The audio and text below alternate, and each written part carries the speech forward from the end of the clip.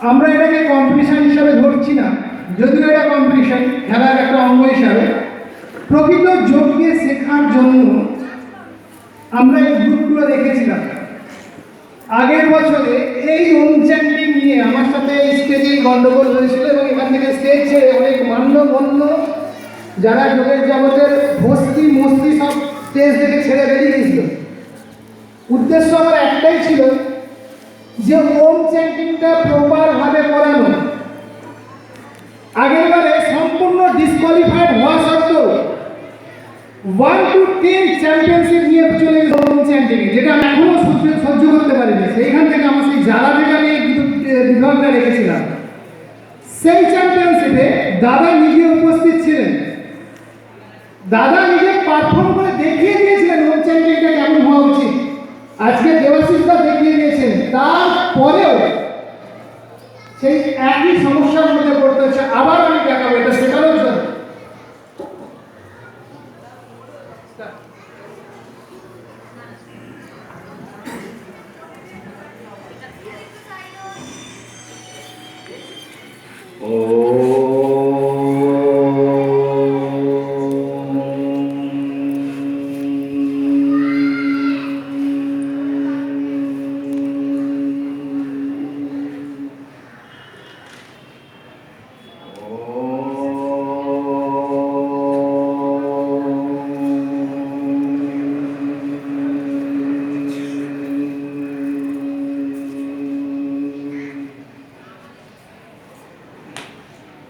Generally আপনারা যারা করছেন কয়েকটা শুনলাম আমি আশা করে, সেটা কথাটা ও লেখা হয়, তার একটা নিয়ম আছে, মানে ওপর থেকে এইভাবে কখনো নামবো না, এটা লেফট টু রাইট লিখতে হয়। যখন ওম আমি উচ্চারণ করছি তখন ওমটাকে মনে মনে দুই গুরুর মাঝখানে, কপালের মাঝখানে মনে মনে আমরা চিন্তা করব, সেটা নিচ থেকে উপরের দিকে যাবে, left to right. O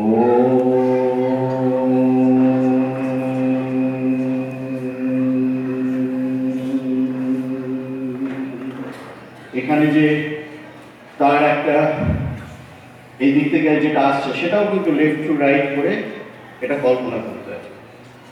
second thing যেটা, ওম উচ্চারণটা শুনতে ওম লাগছে কিন্তু এটা ও দিয়ে শুরু নয়। বেশিরভাগ ক্ষেত্রে আপনারা দেখবেন ফেসবুকে এইচ লিখছে আ উ আর তিনটে বলছে। ঘটনা হচ্ছে যে আমরা যখন কোনো কথা বলি, যখন উচ্চারণ করি, উচ্চারণটা মেনলি হয় স্বরবর্ণের মাধ্যমে আর এক্সপ্রেশনটা হয় ব্যঞ্জন বর্ণের মাধ্যমে।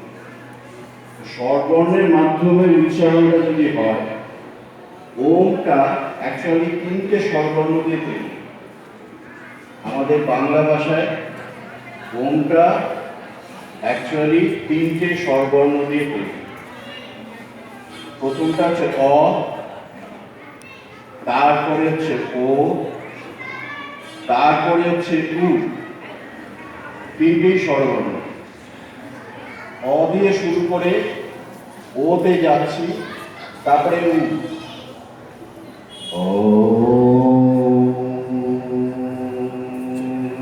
মানে আস্তে আস্তে আমি মুখটা যদি ব্যাসার্ধটা যদি কমিয়ে দিই, তাহলে অ থেকে ও তাড়াতাড়ি গেলাম একটু, গিয়ে ওটাকে যখন বন্ধ করতে হচ্ছে উ, ও থেকে উঠে যাচ্ছে।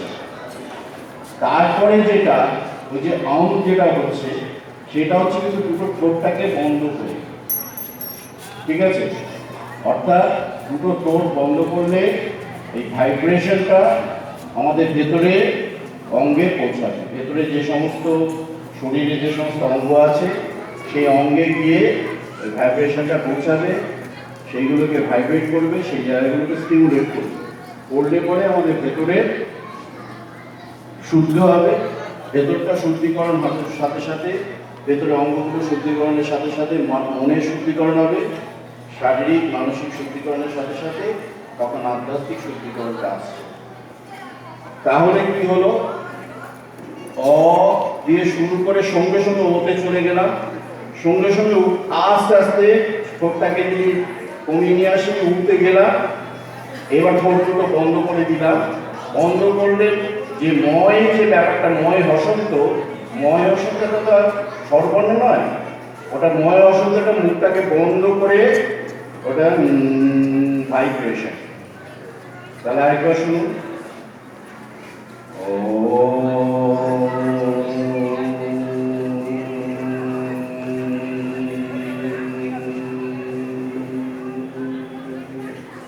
তাহলে অ থেকে ও থেকে উঠতে গেলাম, যাওয়ার পরে ভাইব্রেশনে চলে গেলাম। এবার প্রশ্ন হচ্ছে আমি কতক্ষণ অ থেকে ও উঠে যাব আর কতক্ষণ ভাইব্রেশন। জেনারেলি পারফেক্ট যদি ওম উচ্চারণ করতে হয় তাহলে অ থেকে ও উ এই পর্যন্ত যতক্ষণ আমি তিনটে স্বরবর্ণ উচ্চারণ করছি, টোটাল যদি আমি একবারে, যেমন এখানে উনি ও করলো যে 30 সেকেন্ড না কত, টোটাল যদি এটা যদি হয় 30 সেকেন্ড যদি ওম উচ্চারণটা হয়, তাহলে অ ও উ এর মধ্যে এইটা হচ্ছে 10 সেকেন্ড যাচ্ছে। বাকি ময় হসন্ত মুখটাকে বন্ধ করে যে ভাইব্রেশন 20 to 30, অর্থাৎ 1/3 অফ দ্য স্প্যান হবে উচ্চারণটা, স্বরবর্ণ উচ্চারণটা, আর 2/3 অফ দ্য স্প্যান হবে ওই ভাইব্রেশনটা। বোঝা গেল? এইটা এই ওম উচ্চারণ, এই ওমটাকে বেস করে এর অনেক ভাগ আছে। এটা আমাদের মানে আমরা যে সারেগামাপাধা যেটা করি এর সাথে মিল আছে।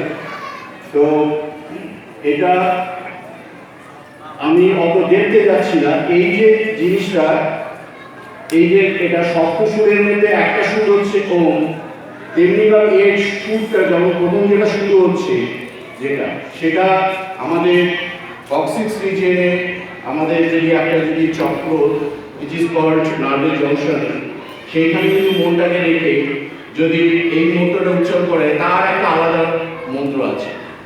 আস্তে আস্তে এইভাবে ধাপে ধাপে মেরুদণ্ডটাকে বেস করে ছখানা আমাদের জাংশন আছে শরীরে, আপ টু 2 ভুরুর মাঝখানে, যেটাকে থার্ড আই বলছে, যেটাকে আজ্ঞা চক্র বলছে। প্রথমটা হচ্ছে মূলাধার, তারপরে হচ্ছে স্বাধিষ্ঠান, তারপরে হচ্ছে মণিপুর, তারপরে হচ্ছে অনাহত, তারপরে হচ্ছে বিশুদ্ধ, দেন আজ্ঞা। এই ছটা হচ্ছে অরিজিনালি মেইন চক্র। সূক্ষ্ম চক্র আছে কিন্তু মেইন চক্র হচ্ছে নার্ভাস জংশন, এই ছখানা। ঠিক আছে, এই পর্যন্ত। এইবার উনি যেটা বলেন সহস্রা, সহস্রা ইজ নট এ চক্র, ইটস এ জাংশন। এটা হচ্ছে আমাদের লক্ষ্যস্থল। অর্থাৎ আমাদের এই যে ওম উচ্চারণ করে বিভিন্ন জায়গায় যদি মনটাকে রেখে আবদ্ধ করে যদি করা হয়, এটা দিয়ে কি হয়, আমাদের শরীরের মধ্যে একটা শক্তি লুকিয়ে থাকে, যাকে বলছি স্থূল কুণ্ডলিনী শক্তি। কুল মিন্স বংশ, কুণ্ড মিন্স পট, লি মিন্স সূক্ষ্ম, অর্থাৎ স্থূল কুণ্ডলিনী শক্তি। প্রত্যেকটা মানুষ, আমি আপনি প্রত্যেকে, আমরা যখন জন্মগ্রহণ করছি তখন আমরা আমাদের বাবা মার কাছ থেকে তাদের প্রাপ্ত গুণটাকে নিয়ে জন্মগ্রহণ করছি। সেই গুণটা আমাদের শরীরের মধ্যে ভগবান ঈশ্বর যাই বলুন, তিনি একটা জায়গা সৃষ্টি করে দিয়েছেন, সেটাকে পট বলছি। সেটা আমাদের শরীরে মেরুদণ্ডের একদম নিচের দিকে কক্সিক্স রিজিয়ন। জন্মকালে ওটা 4টে হাড় থাকে, তারপর after 5 years of age to 12 years of age ওই 4টে হাড় মিশে যায়, মিশে গিয়ে একটা হাড়ে পরিণত হয়। ওটা একটা ত্রিভুজাকৃতি। ওই ত্রিভুজের মধ্যে এই শক্তিটা নিহিত থাকে, সুপ্ত থাকে, লীন থাকে। যদি আমরা এই ওম শব্দটা যদি ওই চক্রটাকে বেস করে করে করে যদি এগোতে পারি, তাহলে কি হচ্ছে, ওই শক্তিটা আমাদের ওখান থেকে মেরুদণ্ড মাঝ বরাবর একটা সূক্ষ্ম রন্ধ্র থাকে, যাকে সুষুম্না নাড়ি বলে। সেই রন্ধ্রটা চোখে দেখা যায় না, মাইক্রোস্কোপও ঠিক মতন দেখা যায় না, কিন্তু এই মন্ত্র উচ্চারণ করতে করতে, এই ভাইব্রেশন করতে করতে সেই শক্তিটা ধীরে ধীরে চক্রাকারে আস্তে আস্তে ঘুরতে ঘুরতে উপরের দিকে ধাবিত হয়। এবং যখন যে যে চক্রগুলো ক্রস করে তখন সেই সেই চক্রের গুণ সেই মানুষের শরীরে প্রতিফলিত হবে। তার মধ্যে কিন্তু সবসময় যে ভালো গুণটা যে প্রতিফলিত হবে তা নয়। যদি বেশি হয় তার একটা খারাপ আছে, আবার যদি কম হয় তারও একটা রেজাল্ট আছে। কিন্তু প্রত্যেকটা চক্রের একটা আলাদা আলাদা গুণ আছে। তাহলে এই গুণগুলোকে বিকশিত করতে করতে ধাপে ধাপে যাবে। আজ্ঞা চক্র যখন উপস্থিত হচ্ছে, অর্থাৎ দুই গুরুর মাঝখানে যখন আপনার আমাদের থার্ড আই যেটা pineal gland, originally scientifically pineal gland, সেটা সুস্থ অবস্থায় থাকে। সেইখানে যখন এটা যখন উপস্থিত হচ্ছে তখন সেইখান থেকে যদি উপরের স্তরে যদি যায় তখন সেই শক্তিটা আমাদের ব্রহ্মতালুতে এসে উপস্থিত হয়। যেই মুহূর্তে ওখানে ব্রহ্মতালুতে এসে উপস্থিত হচ্ছে তখন আমাদের মাথার ঠিক মাঝখানে ওপরের দিকে একটা রন্ধ্র আছে, যাকে ব্রহ্মরন্ধ্র বলে। সেইখানে যদি সেটা উপস্থিত হয় তখন সেই মানুষটা সেই ধ্যান অবস্থায়, সেই মন্ত্র উচ্চারণ অবস্থায় হয়তো হয়তো কেন বলছি, আজকালকার দিনে এই সমাজ ব্যবস্থায় এখন আমার চোখে পড়ে না, কিন্তু আমি থিওরিটিক্যালি জানি একটা সময় ছিল, যেমন রাম ঠাকুরের আমল পর্যন্ত ছিল, যখন উনি ওইখানে বসে যখন ওই শক্তিটা যখন এই ব্রহ্মরন্ধ্রে উপস্থিত হতো তখন তার শরীরটা মনে হতো হালকা, বাতাসের মতন হালকা হয়ে গেছে। এবং তখন তার মনে হতো যে মাথাটা গিয়ে ছাদে গিয়ে ঠেকছে। অরিজিনালি উনি কিন্তু ওখানে বসে আছেন, কিন্তু হালকা ভাব আসতো। তাহলে কি হচ্ছে, এই শক্তিটা যখন ওই ব্রহ্মরন্ধ্রের কাছে আসছে তখন ব্রহ্মের সাথে সাথে তখন অ্যাটাচড হয়ে যায়, তখন তার একটা কারেন্ট হওয়ার মতন অবস্থা হয়। এইবার যদি উপযুক্ত গুরুর পাদস্পর্শে না থেকে এই ওম উচ্চারণ যদি প্রতিদিন আমরা করতে থাকি, হয়তো দেখা গেল সেই শক্তিটা আস্তে আস্তে সেই চক্রগুলো ভেদ করে উপরের দিকে গেল, কিন্তু ঠিক সেইভাবেই তাকে আবার কিন্তু নিচের দিকে নামাতে হবে। নামিয়ে আবার যেখানে আছে সেইখানে তাকে মনে মনে পজিটিভ থিঙ্কিং করতে হবে, হে শক্তি তুমি তোমার জায়গায় লীন হও, শুদ্ধ হও, তুমি যেখানে ছিলে তুমি সেখানেই অবস্থান করো। কিন্তু পড়াটা খুব সোজা, পড়াটা ভীষণ কঠিন।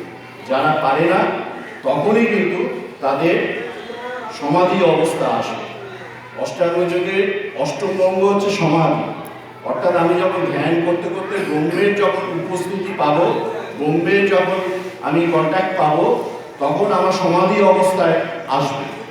সেই সমাধি থেকে তোমার যদি সেই চেতনা যদি তুমি তোমার কক্সিক্স রিজনে তুমি ফিরিয়ে নিয়ে আসতে না পারো, তাহলে তোমার কিন্তু সত্যিকারের সমাধি হয়ে যাবে।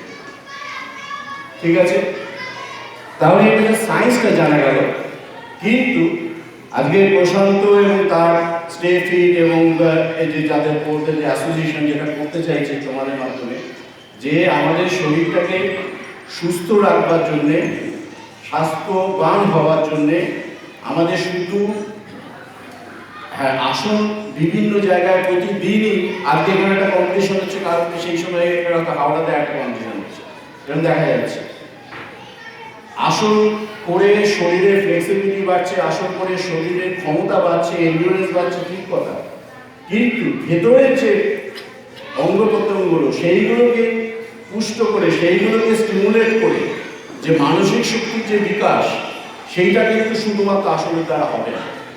আজকে প্রশান্ত কোম্পানি আপনাদের মাধ্যমে এই প্রচারটা করতে চাইছে যে আসনের সাথে সাথে, তার সাথে সাথে প্রাণায়াম, তার সাথে সাথে এইরকম মন্ত্র যদি উচ্চারণ করে আমাদের যদি শক্তিটা জাগরিত করা যায়, তাহলে শারীরিক, মানসিক, তার সাথে সাথে ওই যে বললাম আস্তে আস্তে এমন একটা ফিলিংস আসবে যখন মনে হবে যে ব্রহ্মের উপস্থিতি আমি বুঝতে পারছি।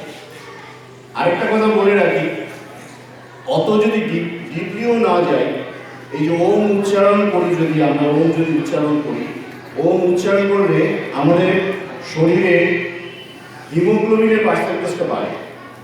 অর্থাৎ যাদের অ্যানিমিক টেন্ডেন্সি আছে, যাদের শ্বাসকষ্টের রোগ আছে, তাদের যদি হিমোগ্লোবিনটা যদি নর্মাল রেঞ্জে না থাকে, তাহলে কিন্তু হিমোগ্লোবিনটা মানে শ্বাসকষ্ট হয়ে যাবে না। সুতরাং ওম উচ্চারণটা মিনিমাম যদি প্রতিদিন 3 মিনিট থেকে 10 মিনিট যদি করা যায়, তাহলে কিন্তু শরীরের প্রচুর উপকার হয়। একটা জিনিস আমি জাস্ট বলে শেষ করবো এই ওমের ব্যাপারে।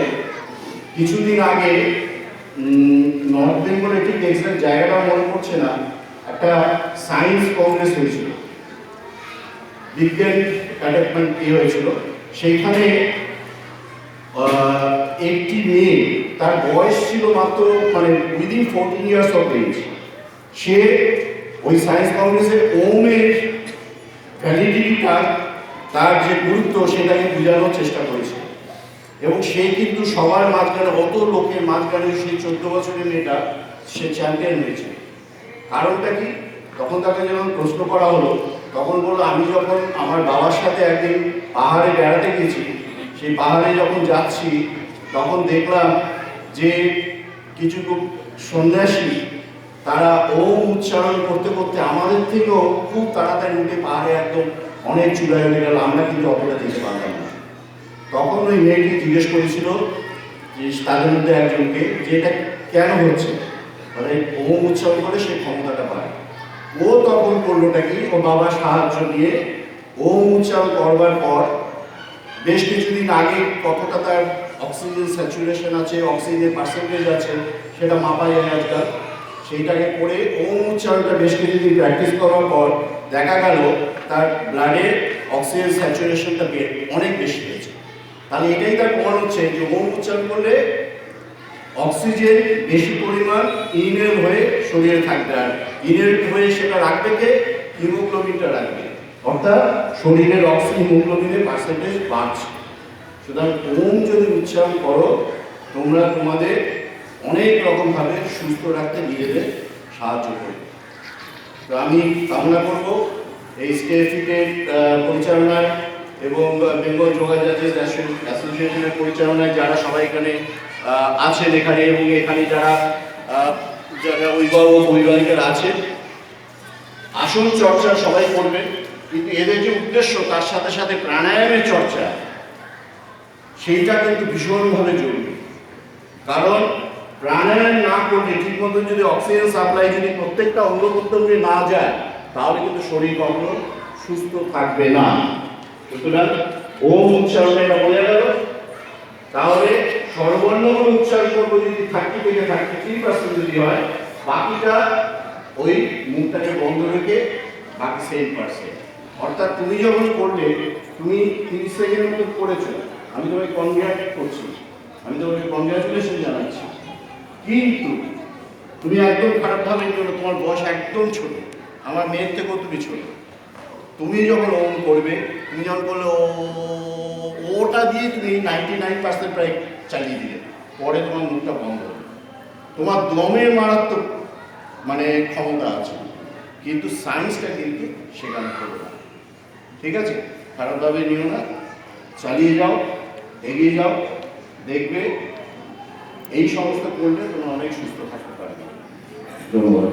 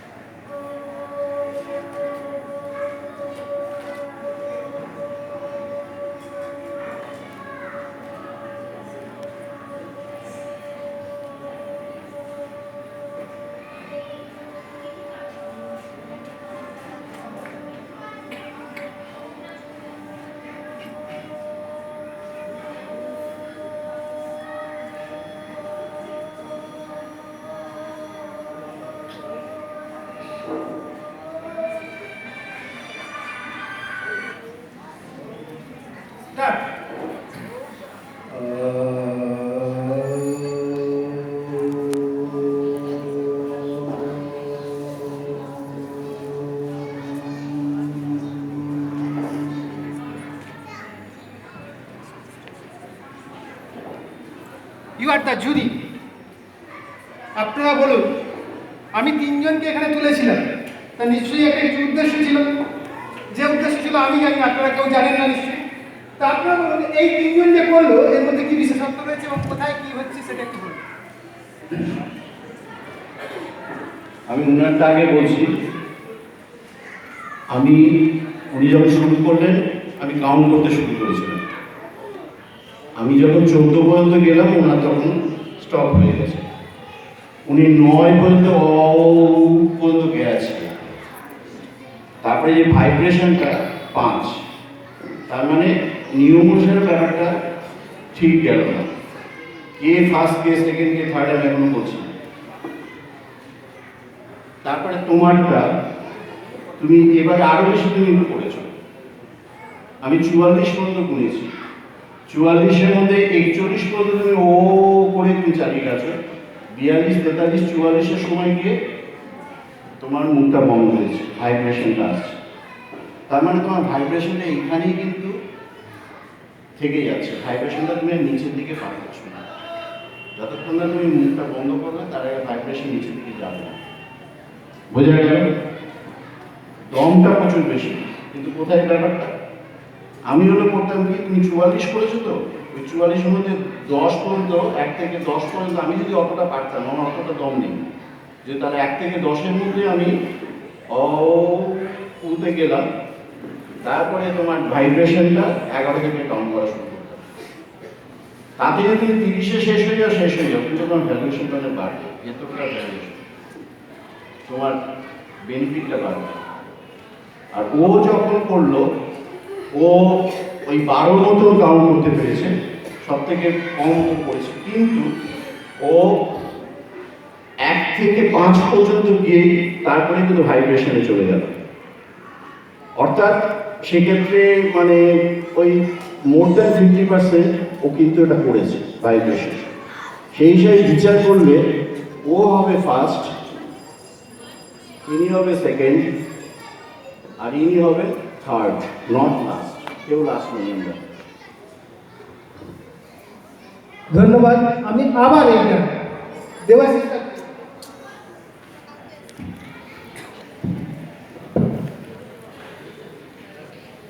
বসে করুন, ওটা রাখুন, একটা চেয়ার দাও।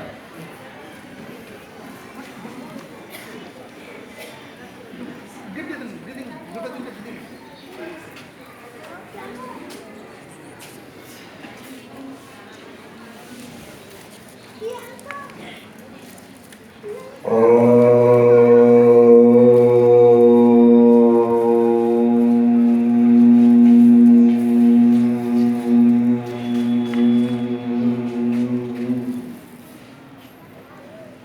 একদম 50-50। আসলে উনি আগে তো ইয়ে নয় তো, সেই কারণে 50-50 না। আপনি আরো তোমরা ভালো, 3 টাইমস করবে, খুব ভালো হয়েছে। একসাথে সবাই মিলে 3 Times Om chanting. Erect your spine. Hands should be Gyanu Mudra or Vikrant Mudra. Close your eyes gently. Now start.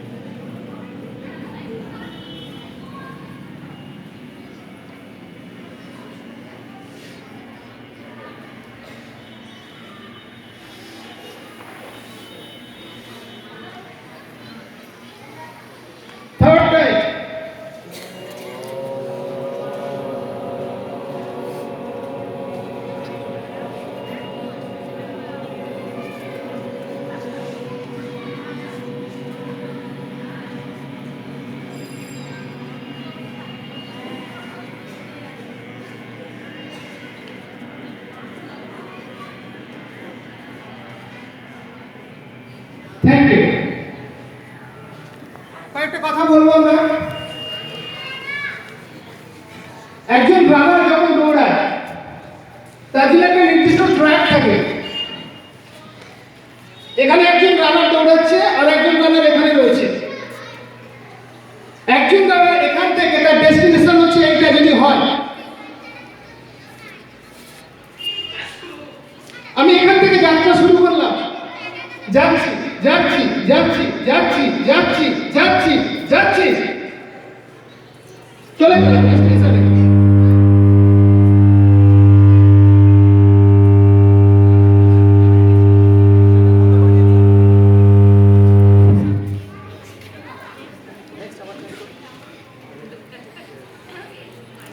কি হবে? কি হবে? डिस्क्वालीफाई হবে না? जो किसे का অশান্তি শেখায়? আমি প্রতিযোগিতায় নামবো, আমাকে প্রতিযোগিতায় যুদ্ধ জয় করতে হবে, আমাকে এ করতে হবে, তার মানে এই যে আমি যখন একবার টানছি মানে একদম গলায় দড়ি দিয়ে ঝুলে পড়া, অন্যভাবে নেবে না। প্রতিযোগিতা আমরা নিশ্চয়ই করবো, প্রতিযোগিতার মতো করবো, কিন্তু ওম চ্যান্টিং করতে গেলে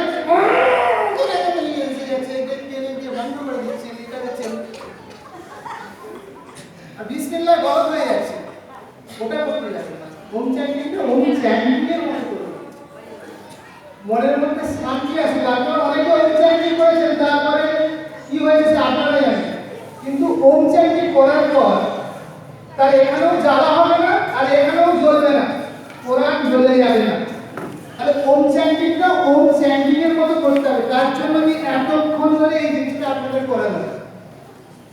please please please don't take otherwise, আপনারা প্রপার শিখুন, ভালোভাবে করুন, প্রত্যেকে এটা করে আনন্দ লাভ করুন, এটাই আমার প্রার্থনা। প্রশান্ত যেটা বোঝাতে চাইল যে আপনাদের যখন করছিলেন মানে ওটা ডিউরেশনটা বাড়াবার জন্য শরীরটা শক্ত করে ফেলছিলেন।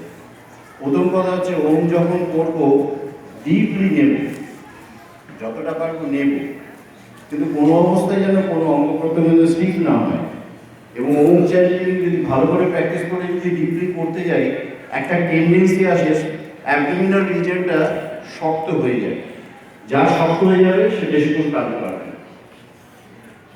ঠিক আছে, সুতরাং এই দুটো জিনিস খেয়াল রাখলে তাহলে প্রশান্তদা যেটা তোমাদের বোঝাতে চাইলো সেটা কিন্তু তোমরা ওভারকাম করে যাবে। ঠিক আছে, আর যেটা নতুন জানলে এটা প্র্যাকটিস করতে করতে হবে, একদিনে হবে না। Thank you. Thank you everybody.